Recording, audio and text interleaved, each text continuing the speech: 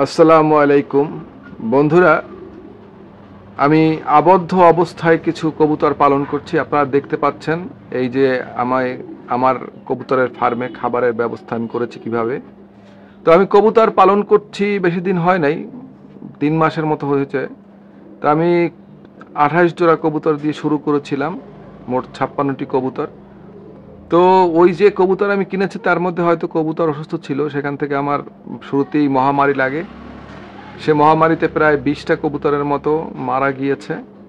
এখন আর মারা যায়নি, এখন যা আছে মোটামুটি সুস্থ আছে। তাদেরকে ভালো খাবার দিচ্ছি এবং সব সময় ভিটামিন দিচ্ছি, এবং সকল ক্ষেত্রে দেখেন আমি কি সুন্দর তাদেরকে ডিম পাড়ার জন্য ব্যবস্থা করেছি।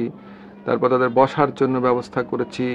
তাদেরকে এই যে দেখেন ঝুড়ি দিয়ে কিভাবে উপরে তাদের বাসা বানানোর জন্য ব্যবস্থা করেছি। তাছাড়া পানি সব সময় দিচ্ছি, গ্রিড দিচ্ছি।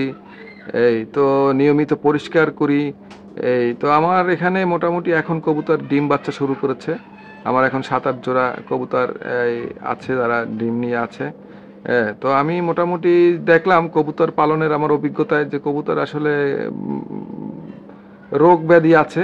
তবে কবুতরকে মোটামুটি ট্রিটমেন্ট দিয়ে থিতু করে নিতে, মানে তারা যদি একবার সেখানে এস্টাবলিশড হয় তাহলে কবুতর মোটামুটি একটা ভালো পর্যায়ে যায়, এটা আমার ধারণা। এই যে আমার কবুতর এখন বাচ্চা দিয়েছে।